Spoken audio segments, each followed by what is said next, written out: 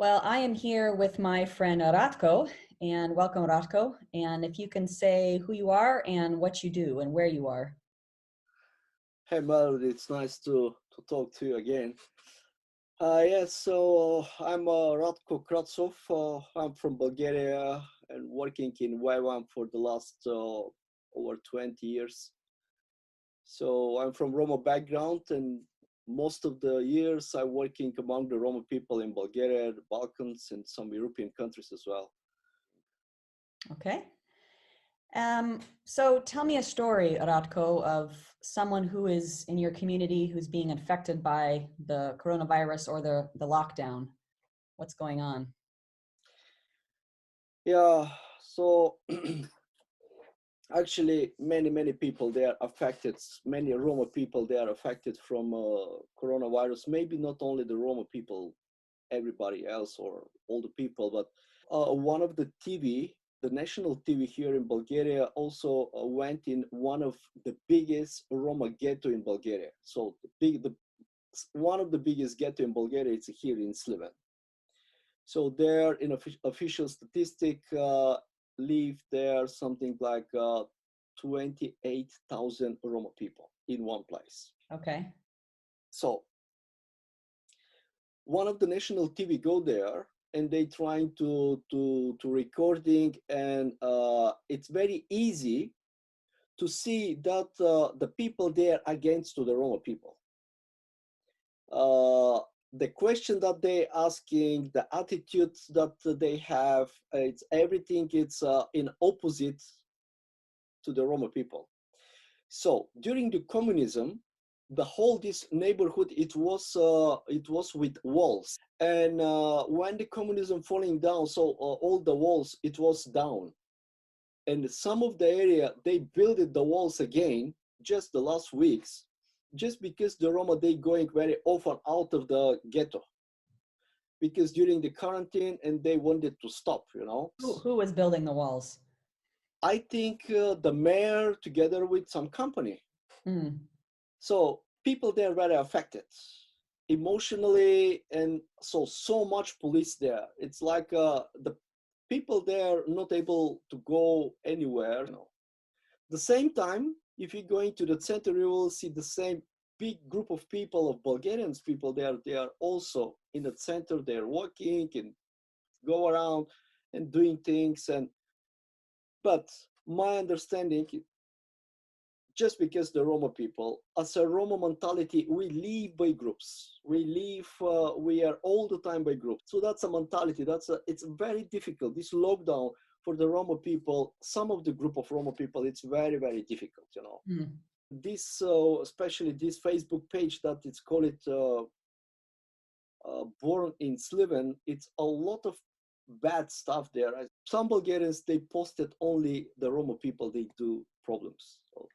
So you feel like the rules are unfairly against the Roma people as opposed to all the other Yes, people groups in yes, Bulgaria. yes, Mm-hmm. yes. The same in Kustendil. Kustendil, it's the town. It's on the border with the Macedonia. Mm-hmm. The same situation. I have a lot of conversation with the people there. I have friends, and we talk. They say the same. The police they are coming to the Roma neighborhood. They trying to control very sharply. You know, very arrogant Mm-hmm. to the people. Mm-hmm. So you never see this on the news, but in some of the Roma area, they beat the Roma, the Mm. police. They really bad. That's terrible. Yeah, yeah. Have you been in contact with other Roma leaders in the country, and how are they handling this crisis? Yeah, thank you for the question, Melody. Yes, but this is that I realized after the third week, many of the Roma leaders, they start to struggle emotionally, physically. Many friends actually, I talk to them, they call me, they tell me that they have a problem with the high blood pressures. I was thinking, okay, what to do, how to help these people move. The key of to be a leader in a crisis time, it's very important to move, just to Mm-hmm. little by little, just to make steps. And came in my mind just to organize a 4 Roma leadership conferences with the Roma here in Bulgaria. But finally, we get something like between 37 and 41 people. Mm-hmm. So every Friday evening, Bulgarian time, 8 o'clock, we came together with teaching, prayers, reading the Psalms a lot. So we talk about different topics. What does it mean to be a leaders in a critical time, in a crisis time? It sounds like there's some good things coming out of the crisis, in addition to the very difficult things. Yes, yes. What about the situation in terms of, is there a crisis in terms of people being able to get food? Yeah, that's actually, it's some of the biggest issue, the biggest problems right now. This is some of the difficult times because one extremely bad things I just don't understand how it's possible. I hear from many friends that they're in West Europe that they get a help from the government, but here in the situation, the government actually they for 40 days any Roma people they get nothing. I have a friend, it's a very close friend. He's a seller in a small things in open marketing. Mm-hmm. He has his small company, but now the municipality they stop him and he doesn't work for 40 days. Everything what he save as some money, everything is spent for food. The same time, the prices of the stores is going up.